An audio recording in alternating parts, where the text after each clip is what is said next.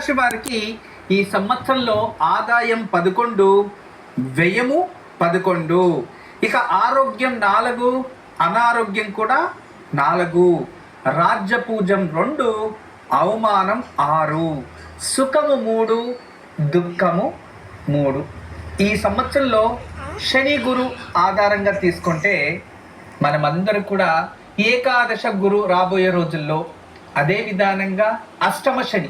గురువైతే మంచి ప్రతిఫలాలు ఇస్తూ ఉంటాడు, అయితే శని మాత్రం జాగ్రత్త వహించాలి. అంటే ఎంత అదృష్టమో అంత శత్రువులు కూడా ఉత్పాదన జరుగుతుంది.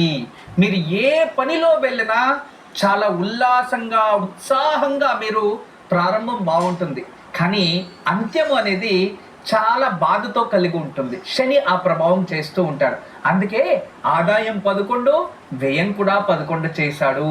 ఉదయం నుంచి మధ్యాహ్నం వరకు అదృష్టంగా భావిస్తారు, మధ్యాహ్నం అయిన తర్వాత నీరసంగా ఉంటారు. ఎందుకు ఈ పని మొదలు పెట్టాను అనే అంత కన్ఫ్యూజన్ ఈ సంవత్సరం ఉంటుంది. ఎందుకంటే మనకి శని గురువులు అత్యంత ముఖ్యంగా ప్రధానంగా తీసుకుంటే శని అయితే అష్టమ ప్రతిఫలాలు, ఇక గురు ఏకాదశ ప్రతిఫలాలు ఇలా ఉంటాయి. అందువలన ఈ సంవత్సరంలో శుభ అశుభ ప్రతిఫలాలు 2 కూడా సరి సమానంగా ఉంటాయి.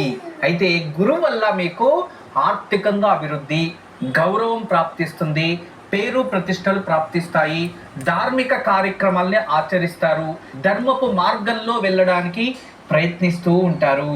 అదే విధానంగానే అధికమైన లాభం, ఏ దాంట్లో వెళ్ళినా కూడా దానికి తగినట్టుగా లాభం ప్రాప్తిస్తూ ఉంటుంది. అయితే మీరు ఎంత అభివృద్ధి చెందుతూ ఉంటారో అంత శత్రువుల్ని శని సృష్టిస్తూ ఉంటాడు.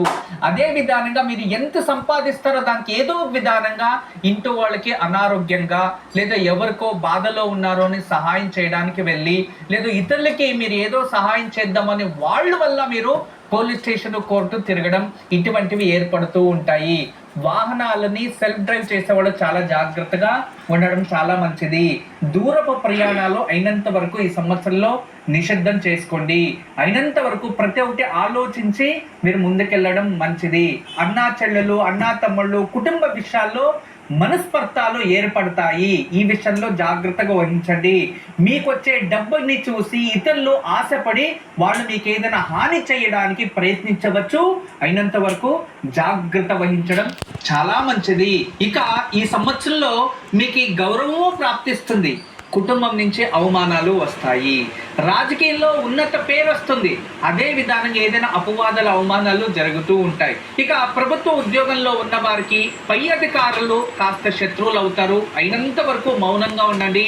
అందరినీ మౌనంగా జ్ఞానంతో బ్యాలెన్స్ చేయడం ఈ సంవత్సరం అత్యవసరం. ఇక వ్యవసాయ రంగంలో ఉన్నవారు వ్యవసాయోత్పన్నాల్లో మీకు ఖచ్చితంగా లాభమే ఉంటుంది. ఎందుకంటే గురువే ఈ సంవత్సరం సస్యాధిపతి కాబట్టి మీకు చాలా శుభ ప్రతిఫలాలు ఉంటాయి.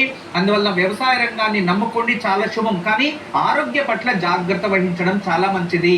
నీరు, జలపాతాలు మరియు అడవుల ప్రాంతంలో ఉన్నవారు కాస్త జాగ్రత్త వహించడం చాలా మంచిది.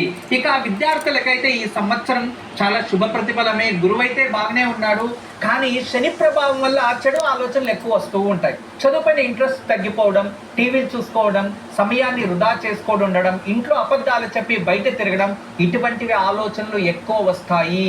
స్నేహితుల నుంచి దూరంగా ఉండడం, చెడు ఆలోచనల నుంచి దూరంగా ఉండడం కోసం మీరు ప్రయత్నిస్తూ ఉండాలి. ఇంట్లో పెద్దవారికి గౌరవించడం, చదువుపైన లక్ష్యం పెట్టడం చేస్తే మాత్రమే మీకు ఈ సంవత్సరంలో విజయం వర్తిస్తుంది. ఈ సంవత్సరంలో జ్యేష్ఠ మాసం మీకు ఘాతకంగా ఉంటుంది. అంతేకాదు ఈ సంవత్సరంలో తృతీయ, అష్టమి, త్రయోదశి ఈ తిథులు శుక్లపక్షమైన కృష్ణపక్షమైన మీకు శుభం కాదు. శనివారం మీకు ఘాతక వారం, శుభం కాదు. మూలా నక్షత్రం మీకు ఘాతకం, ఇవి శుభం కాదు. ఈ సంవత్సరంలో మీరు ఏదైనా అదృష్ట రత్నాన్ని ధరించండి, రత్నాన్ని దానం చేయండి.